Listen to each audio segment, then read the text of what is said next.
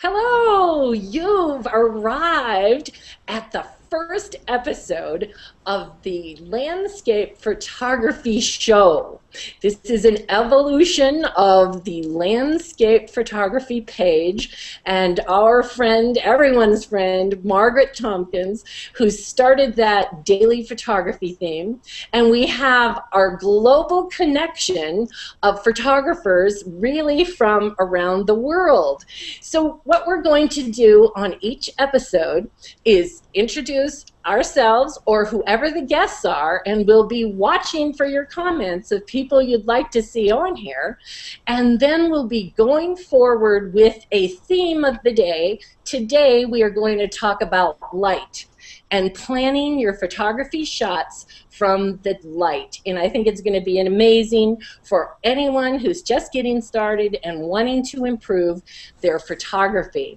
So we're going to start by introducing each of our guests here. We'll start with Margaret Tompkins, and I have to say thank you to Margaret. And who am I? My lower third isn't down there, but I'm Cara Riley, and I am a small business consultant, and I am an amateur photographer, and was encouraged by Margaret Tompkins in different daily photography themes to start improving and do better with my photography. So I'm one of your first mentees there, Margaret, that really has taken on and enjoyed this as a passion.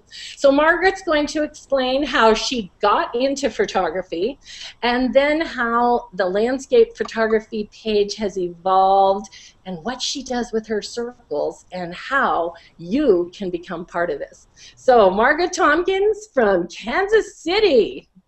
Hi, Cara. Thanks very much. You're really very kind for that nice introduction. Our landscape photography page started several months ago. A number of us that were curating some of the themes on Google+. I kept falling in love with these landscape photographs that I saw, some from Europe. I've never been there, so to me these photographs of Ireland were just stunning.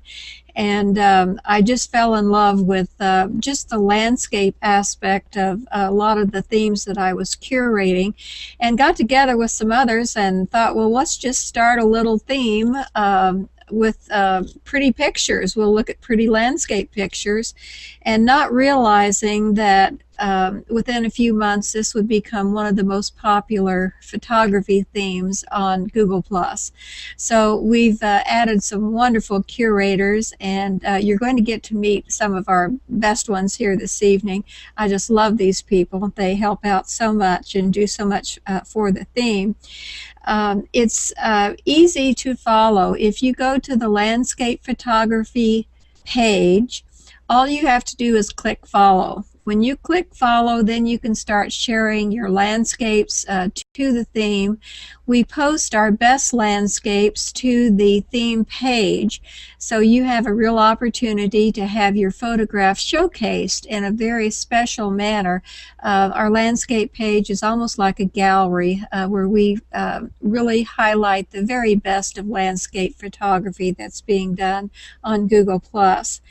As for my story, it goes back many years. I'm an old film photographer, and used to go around shooting everything and anything. My first big purchase was a camera.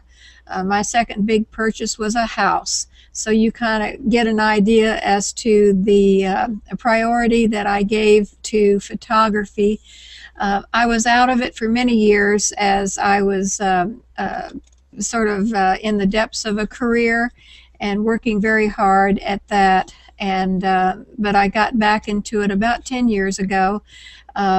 First going and taking shots of figure skaters, and kind of mastered that after a few years, and then really turning my attention to landscape photography. So it's something that I dearly love, and really am so glad that all of you are a part of it. And we really do want your input. So we want this show and our theme to be responsive to what our members and the theme really want. So we're asking for your feedback. We have instituted a nice little feature, How to Improve My Photo, so you can get some critique on any photo that you post to the landscape photography theme. And we're looking for what other things that you might like to share with us. So what guest would you like to see on this show? Let us know and we'll sure try to get them here. What features would you like to see us tackle? We'll try to get some guests that are experts in that area. So we really do want this show to be about what you would like it to be. So we're interested in your feedback, and I mean that most sincerely. All you have to do is post something to the theme and tell us what you would like to see. So that's kind of my story, and I'm going to turn it back to Cara now. Thanks. Margaret, I'm so glad that you're on a camera here, because you're so kind in your comments to everyone, and now they're going to be able to see just exactly what a wonderful person you are. So I get to see the real me. they can see the real you. We get a little crazy in the green room, and Ben might do some fun things to entertain you. So we wanted to be family, the landscape photography family. And we're going to go across the ocean now to talk with David Heath Williams, who is one amazing photographer. He has a bridge in Dublin, Bridge, and it has, I think it's 15 million hits.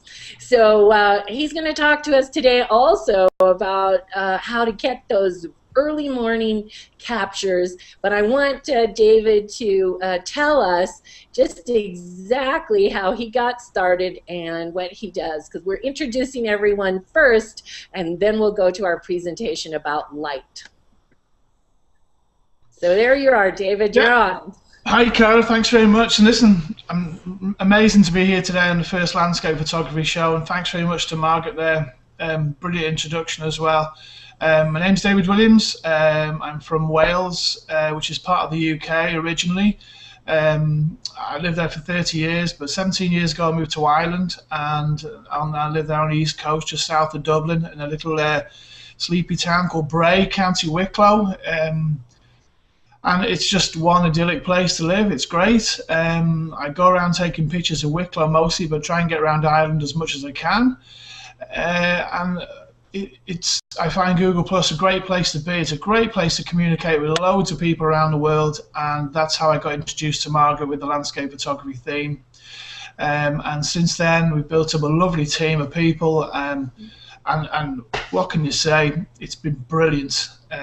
Everyone around supports the theme, and since then, since I joined, I found landscapes from literally every corner of the planet, from the north to the south to east to the west in one way, but just a big global photographic theme. And I particularly thank you there to Margaret, because she does dedicate a tremendous amount of time to all the pluses, the thank yous, the how beautiful you photograph, the colors, everything you see, and she does put an amazing amount of time in.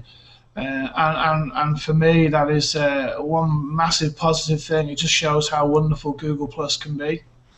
And today now is the first show that we're all involved in, and I think this is going to go global, literally global. and we have an amazing presenter here with Cara Riley, and our band of merry men down there, Jim and Ben.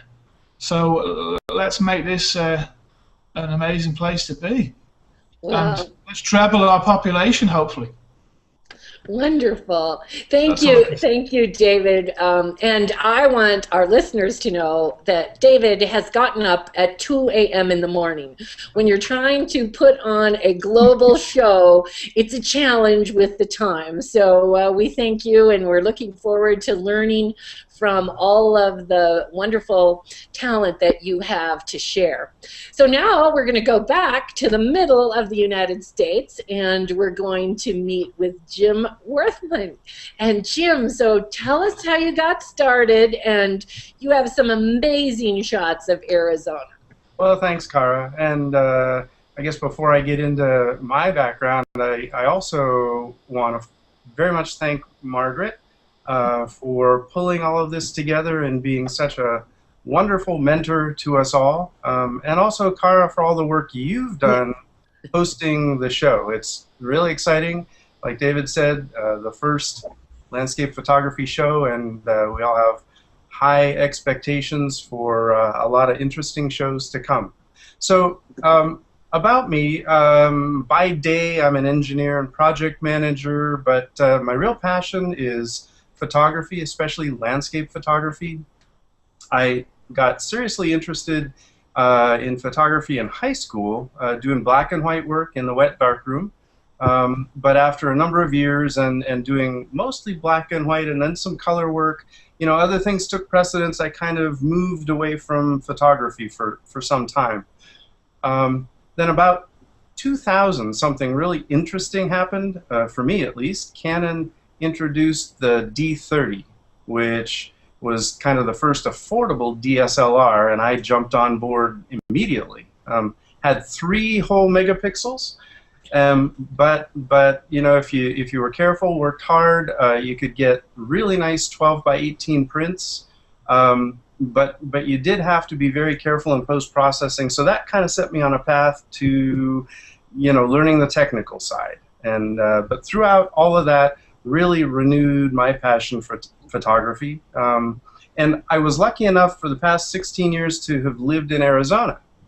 So we're blessed to have access to many really incredible landscapes, iconic places in the Southwest like Antelope Canyons and the Wave, Monument Valley, and you know, we could go on, but it's just a great place to be doing photography.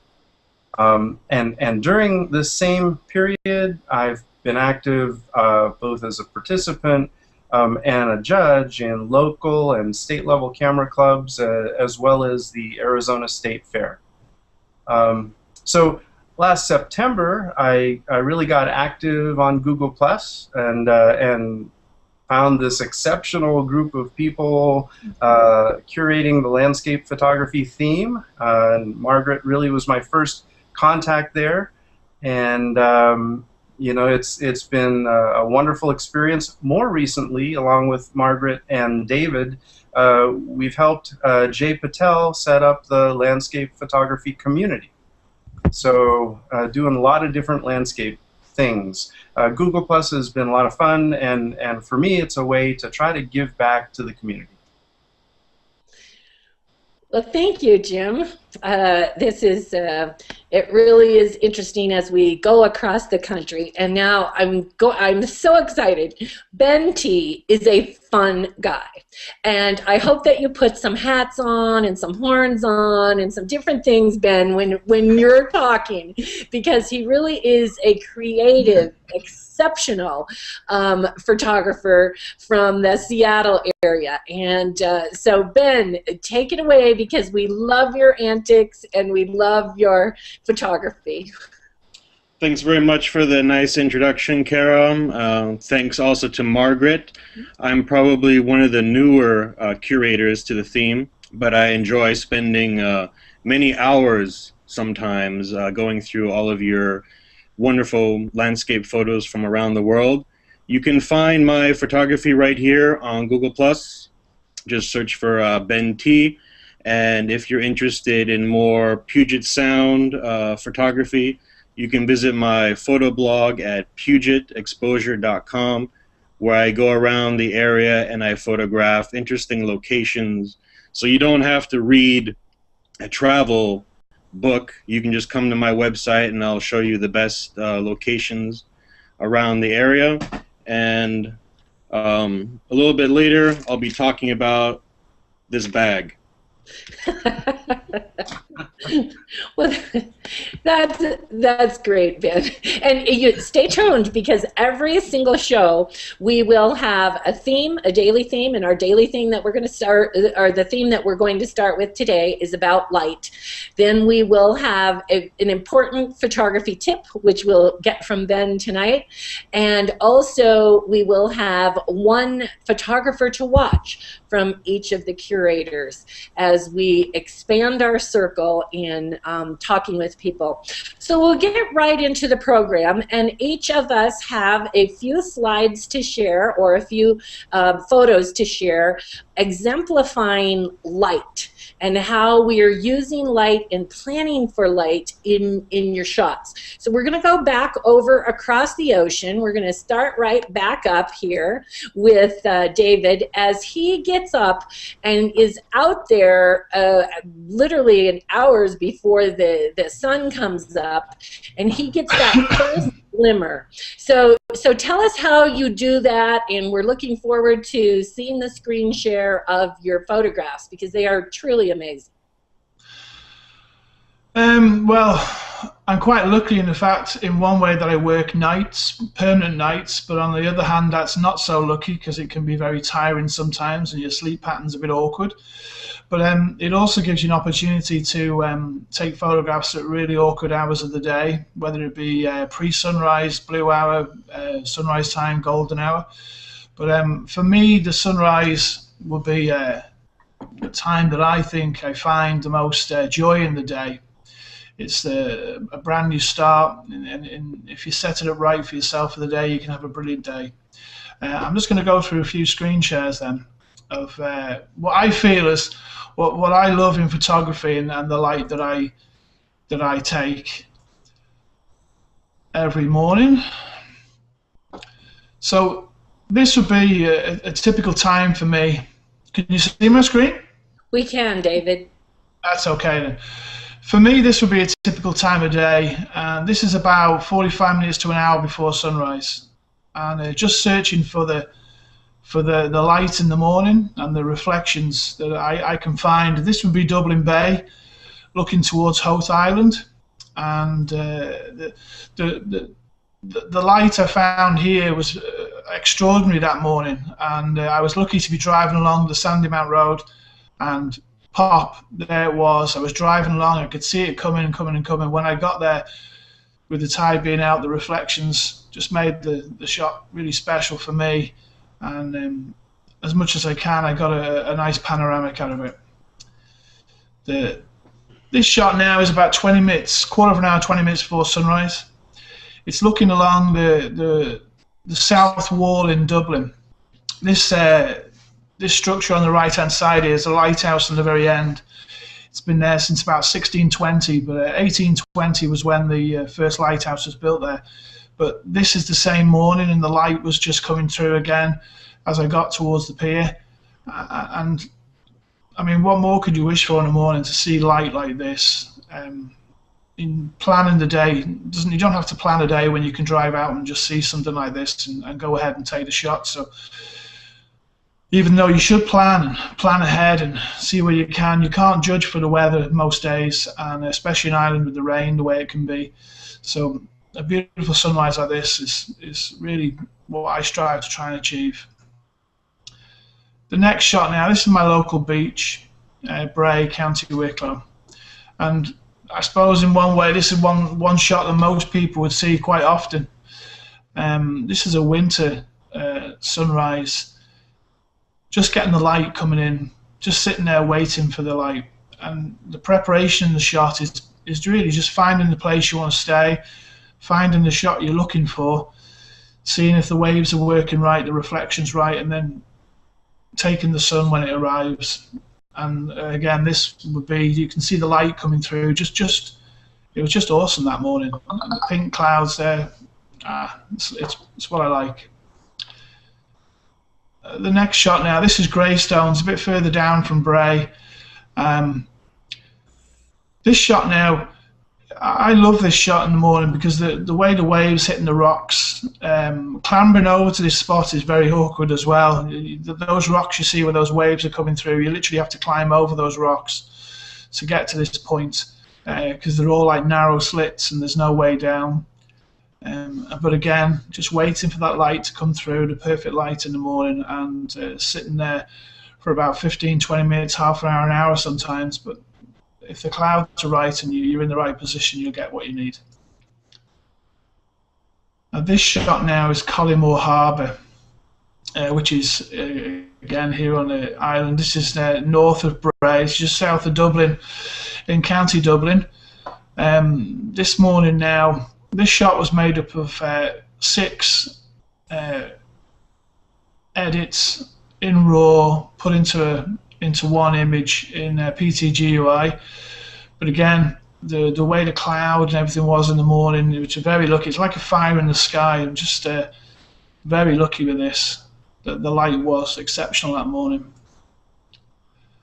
David, how many mornings? This shot now, the last shot I'm going to...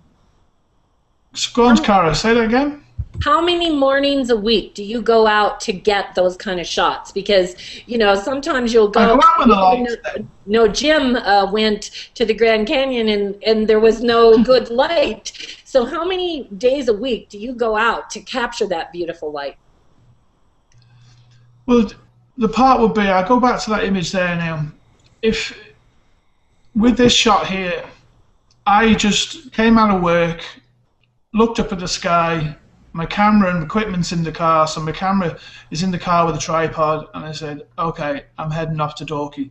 And I literally just drive off. If the sun is shining 7 days a week, I'll be out 7 days a week. And even if it's not shining, I'll get out there anyway.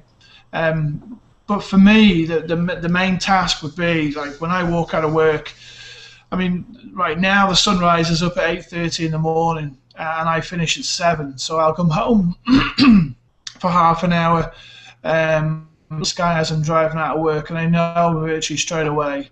And now the sunrise is coming back towards the 7 o'clock point, so it's moving at a couple of minutes every morning. So I have more and more time. But if it's shining, I'll be out. If it's not shining, there are some mornings where I might walk out of work and go, I want to go to bed. Yeah. So I'll go home straight away. Thanks for explaining that, David.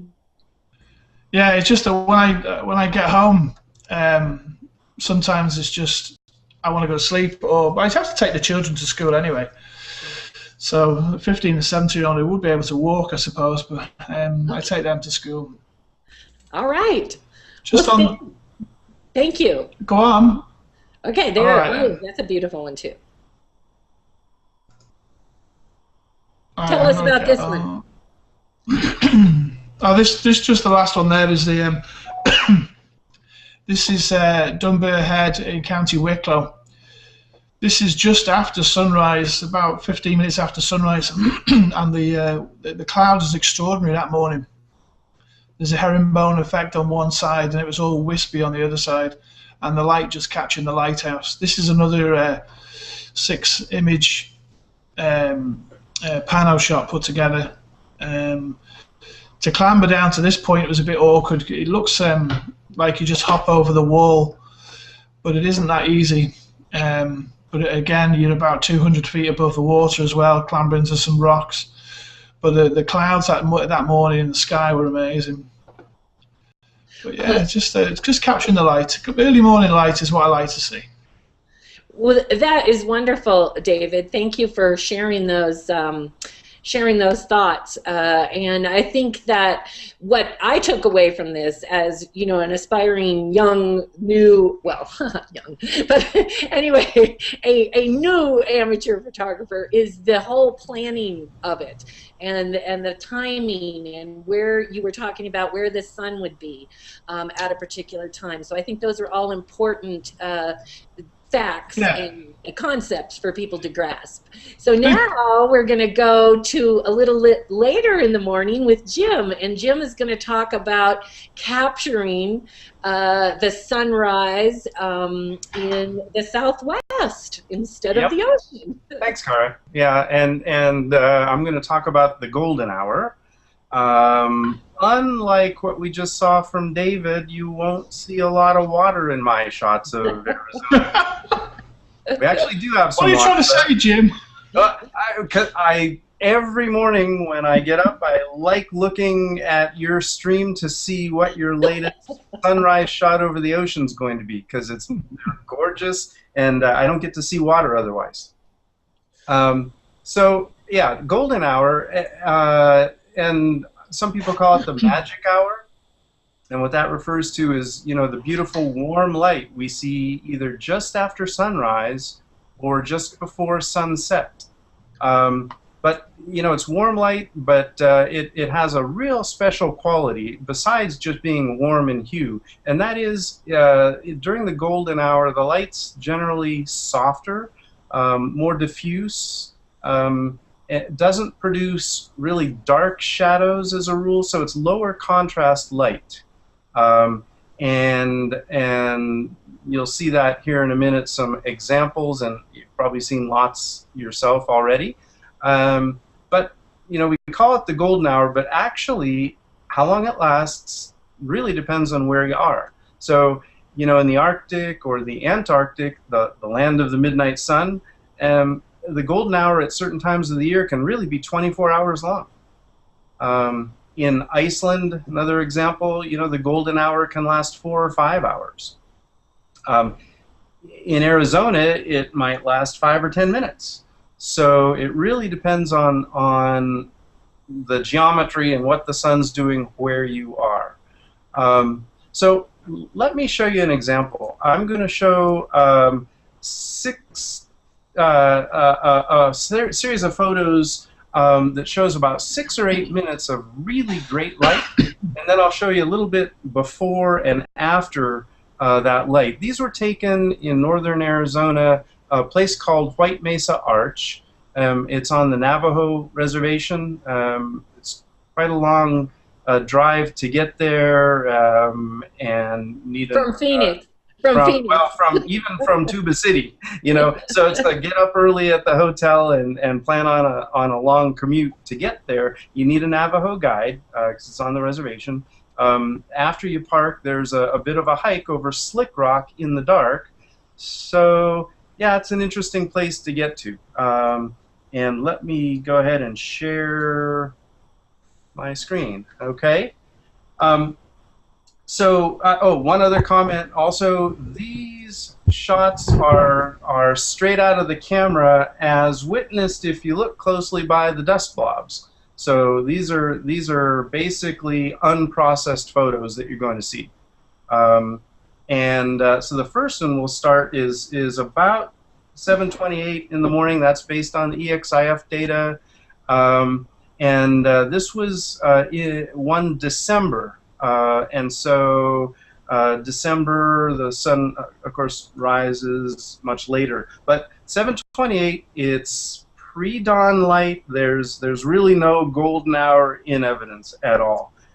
Moving to the next shot, just a few minutes later, you're starting to see a touch of light at the top of the arch. Some people would call this alpenglow.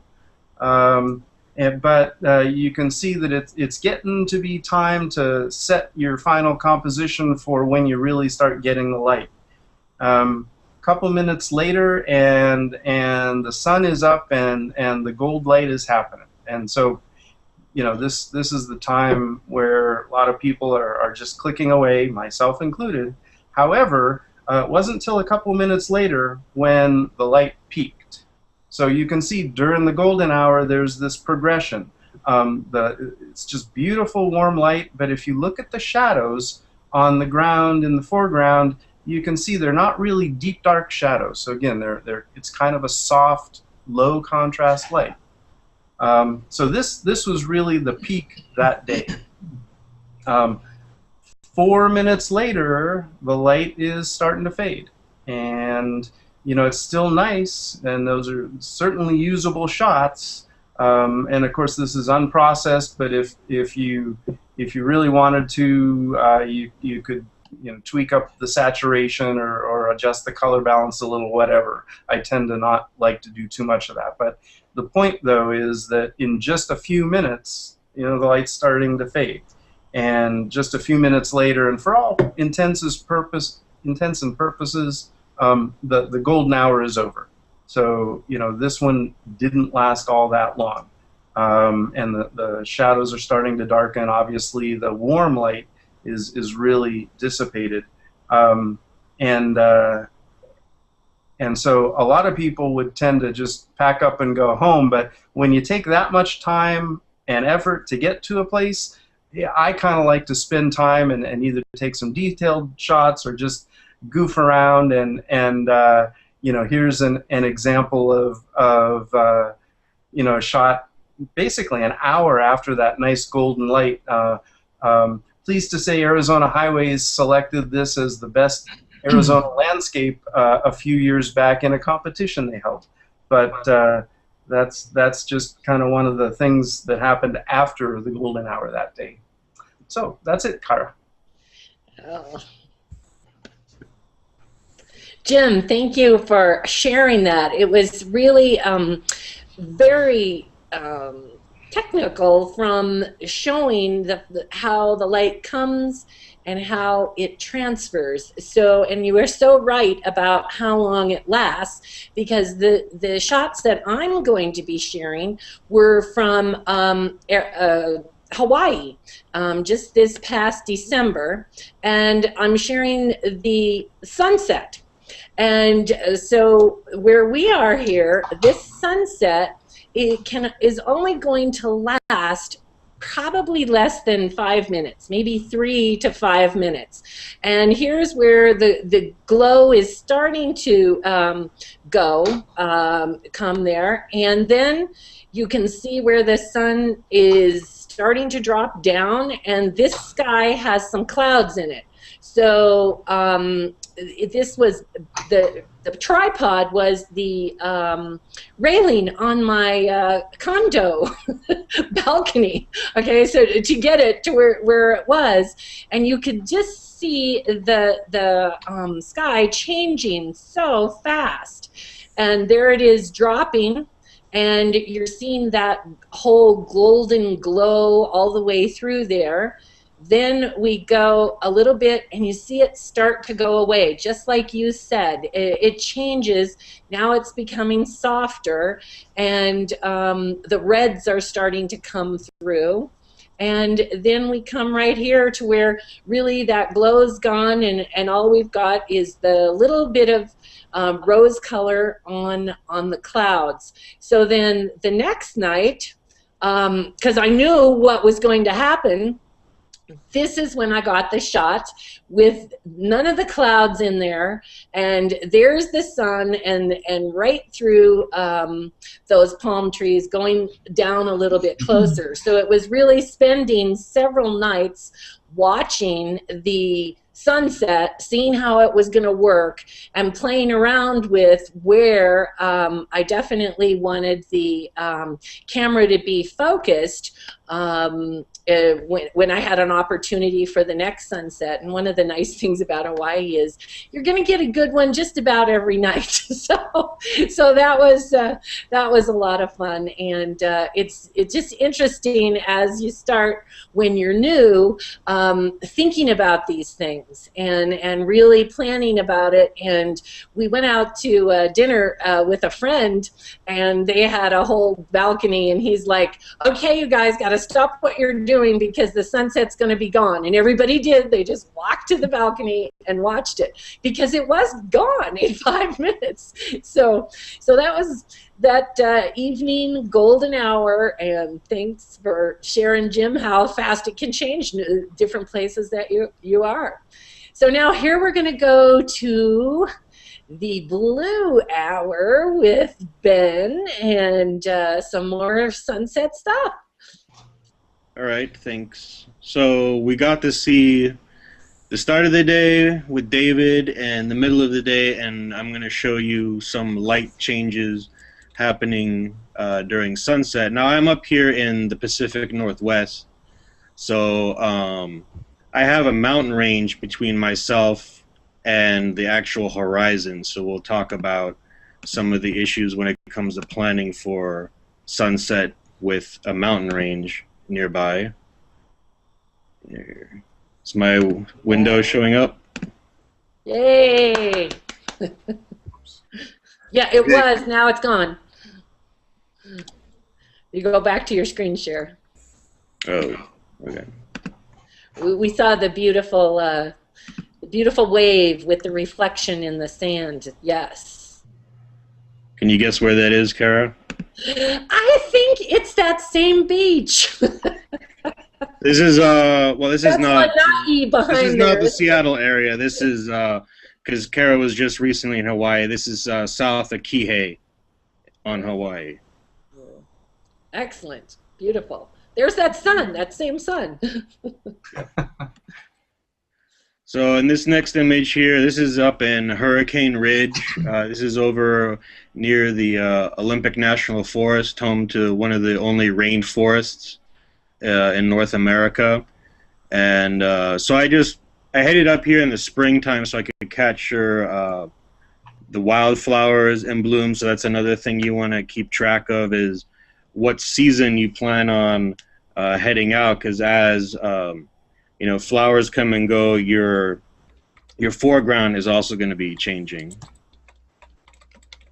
This was taken this past summer. We're looking west towards the Olympic mountain range, and we had a 16,000 acre forest fire happening at this point in time. So that's why we get all this red glow. It looks nice, but it's not a good time for any wildlife that happens, that's where their habitat is burning. Another compositional shot is you can look for silhouettes. This is one of my marinas up here. This is the Everett Marina. So if you can't always see the horizon and you can't see the sun go down, you can still find interesting elements to use the setting colors as a backdrop. This one I just took over the weekend. This is a little beach nearby. And here you can see the transition from gold to blue. This is about 40 minutes before actual sunset. And we're losing a lot of light here because of the marine layer, and there's a 10,000 foot mountain range, which we're looking at too. So even though your weatherman says, you know, sunset is going to happen at 5:45, depending on where you are, you can lose light an hour before sunset. So, you know, location spotting is always helpful to know what the real sunset time will be, because you don't want to leave your house 10 minutes before sunset and think you can get good light. And this one is probably another 15 minutes after that. Now we're going into the purples and the bluish tones of the sky. And this one is shot from West Seattle. We're looking back at downtown Seattle with our Ferris wheel. This is more around the blue hour time. Now we're not looking into the sun, we're looking east. So after the sun has set and you get these blue tones, if you look off to the east, this is where you're going to get that nice metallic glow. So if you're near a city like Chicago or New York with a lot of skyscrapers with a lot of glass, you'll get a lot of nice reflections in the window. And this is obviously the Space Needle. This past summer, they've repainted it twice. It was painted orange for the 50th anniversary, and then they painted it green for the Seahawks. But that didn't help. Well, the orange didn't help us either. Yeah. And those are my shots. Oh, thank you. Thank you, Ben. Beautiful. We've seen the very beginning of the day, we've seen the end of the day, and now Margaret is going to transition us into taking those beautiful shots throughout the day. So Margaret, take us throughout the day. Thanks. Traditionally, you always hear of the golden hour and the blue hour.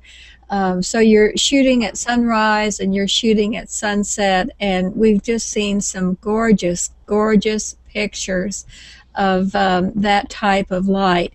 But I'll share with you a few tips for taking shots during the day. Let's see if I can get this. Do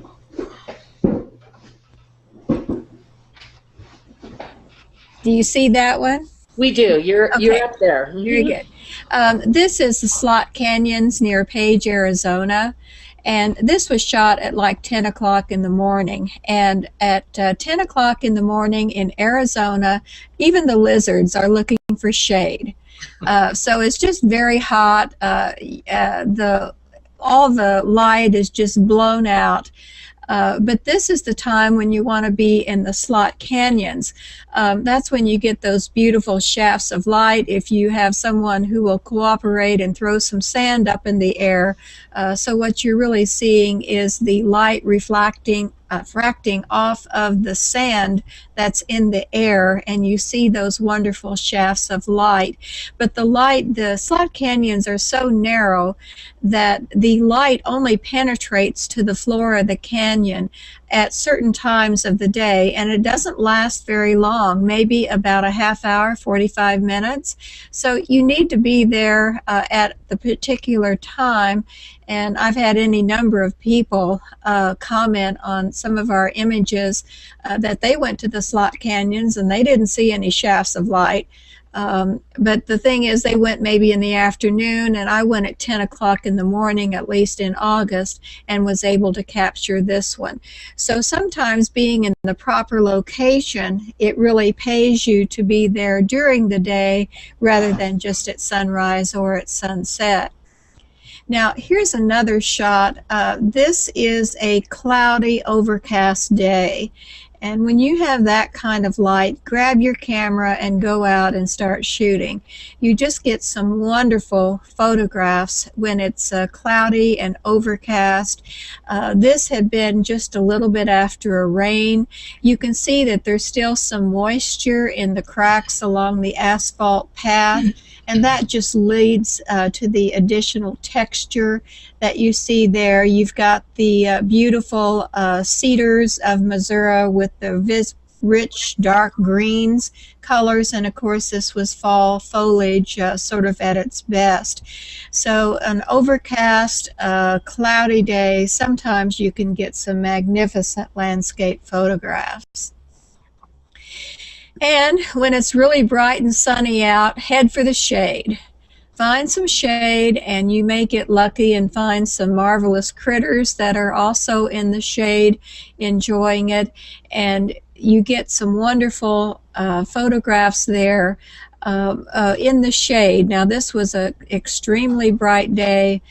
This was at a botanical gardens that covers about 50 acres. Beautiful area near where I live, but they open at 8 o'clock in the morning and they close at about 6 in the evening. So there's no time there to capture sunrise or sunset, and this was, like I said, a bright sunny day, so the only option I had was to head for the shade, but often you can get some wonderful shots there. And another thing you might try, now this is a fairly bright sun that you see here, and you can tell that by the dark shadows. They're not the soft shadows that you saw in Jim's photograph. These are rather stark. But what you can do is change your subject matter. Here you have something that has lots of color to it and lots of texture, and your eye is drawn to that, like some of these leaves around in here. Your eye really is drawn to those areas. Now, this is a photograph that's pretty much straight out of the camera. It hasn't been processed, and probably I would be cropping this maybe to focus upon this area where you don't have such the intense shadows, and I'd get rid of the ragged leaf down here, that sort of thing. Maybe a vertical cropping over here. Again, places where the shadows aren't quite as stark and the contrast isn't as deep.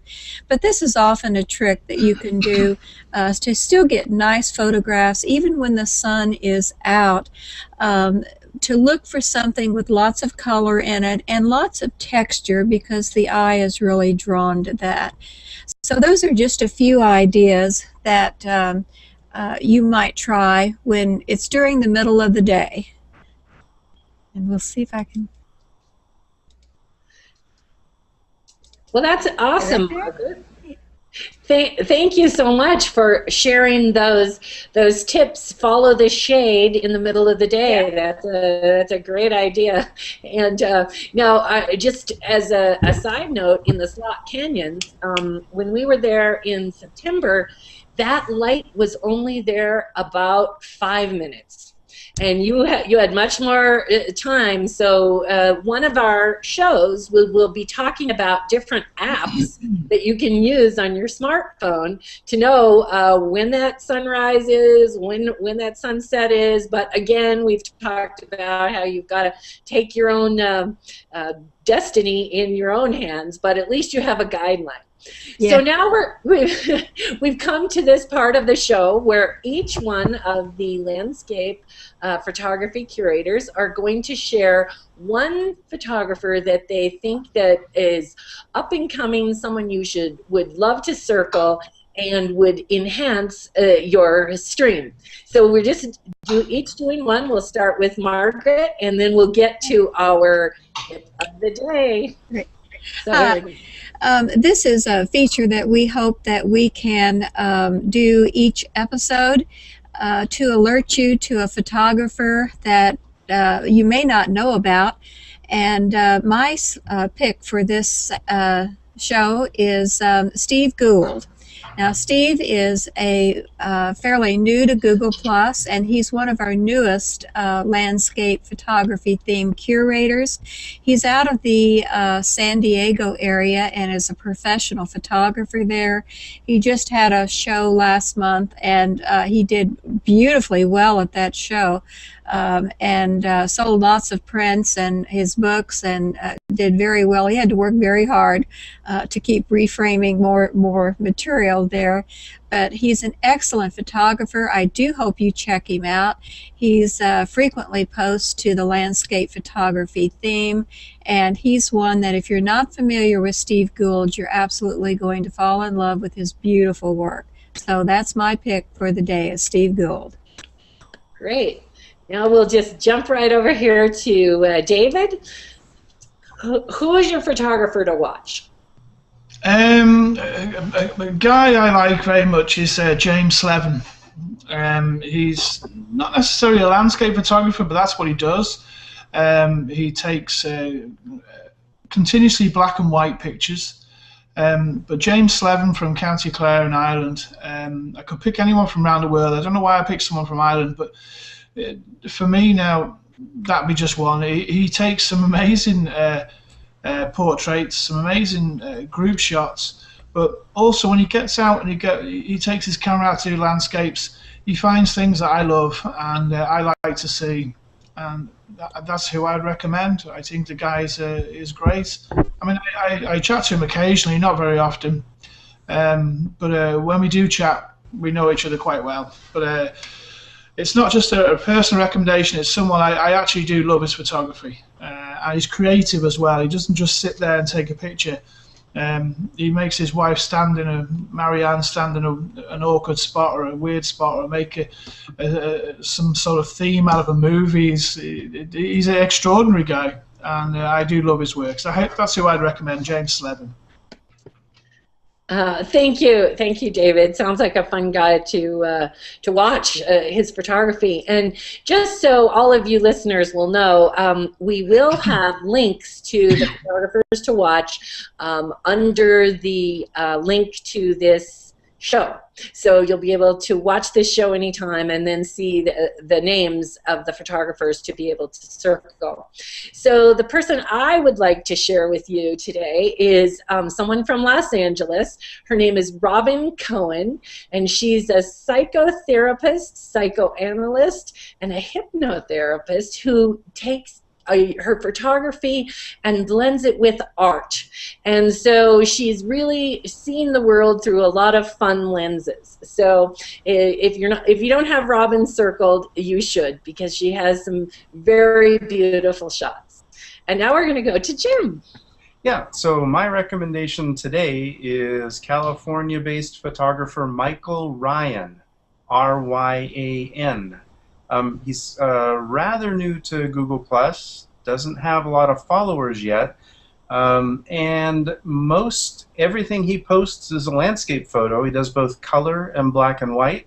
I hope you'll look through his posts, and I think you'll agree his photos are just spectacular. Recently, he was awarded the Landscape Photo of the Day in the landscape photography community. So I'd encourage you to take a look at his work, and I think you like it. Circle him and maybe comment on some of his latest images. Great, thank you. Now, Jim, you're up. Or Ben, you're up.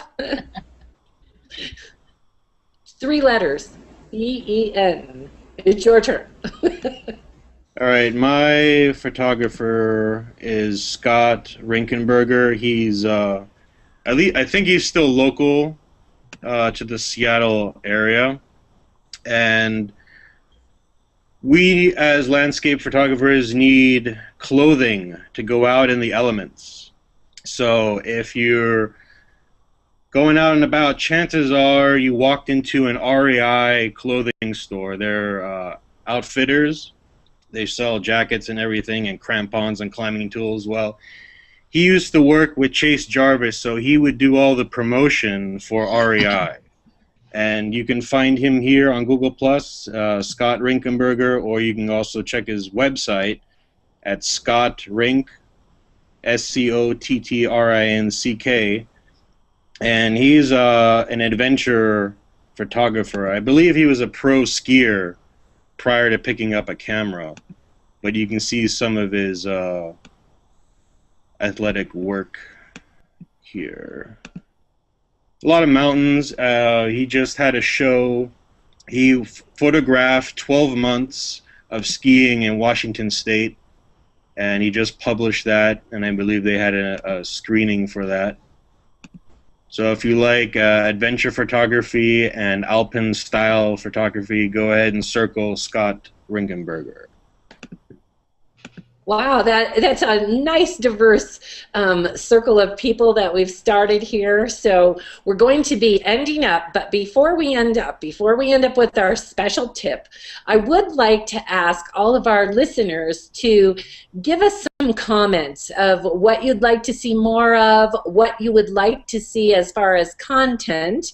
And we're telling you that next week will be, or the 29th, at the same time, we will be sharing how to plan. We talked about the light, so then it's like specifically how to plan for a shot. But we would like feedback on this show. If there's anything that you would like to see incorporated or changed, this was our first episode, and we really appreciate you hanging in there with us. And your feedback will help make us better. So we're hoping to get some good feedback from you. And now, as the best for last, we're going to always have some kind of a photography tip. So this is going to be a green, economical photography tip, and Ben T is going to share how you can use this special tip. All right, well, we all know photography is very expensive, so we need to save some money here and there. So in my intro, I held up this plastic bag, and now we'll go into talking about how you can make your own. Basically, this is a do-it-yourself rain cover for your camera body, because not every camera body is weather sealed. So if you go to PugetExposure.com and click on the tutorials, you'll find more or less like a step-by-step on how I created this bag. And basically it starts out as a 2.5 gallon Ziploc bag, some duct tape, and I taped off about a 5-inch square on the bag. This is to reinforce the bag as you cut it, because what we're going to do is we're going to cut a hole in it so that we can stick our lens through it. And you keep the opening of the bag on the bottom so that you can see my tripod here. So I still have complete access from the bottom to the tripod, so I can tilt the camera, get to my settings, use a cable release or whatever. And here's a profile shot. So this bag, you know, it's inexpensive, takes you less than 10 minutes to make. And you can use this when you're on the beach and it's windy and you don't want any sand in your lenses or in your camera, or if you get caught in a slight drizzle. This is also very helpful to save your gear. Hey, Ben, Yeah. I think this would be an outstanding thing to take into the slot canyons if somebody around you is throwing dust in the air. Yeah, dust, sand, you know, a slight snowfall. I mean, this is not 100% waterproofing your camera, so, you know, it comes with certain limitations, but because it folds down so quickly, it's so easily deployable, and everybody has, you know, plastic bags around. I mean, if you run out of your, if you eat through your granola, you can turn your granola bag into your rain cover if you need to. Well, Ben, thank you very much. And I'll tell you, when we were chatting one time on a practice hangout, Ben had shared this tip. And when I was in Hawaii, it started to pour. And I'm like, oh, man, I need to get these shots. And in my purse was the bag that you put all of your liquid things in to go on the airplane. And I whipped out my bag, and I thought of Ben. And I'm like, thank you, Ben, for helping me be green and save my camera from the water. And every week we will have a fun tip. I know what's coming up next week, and you'll want to hear Jim Worthman has a great share for us on that.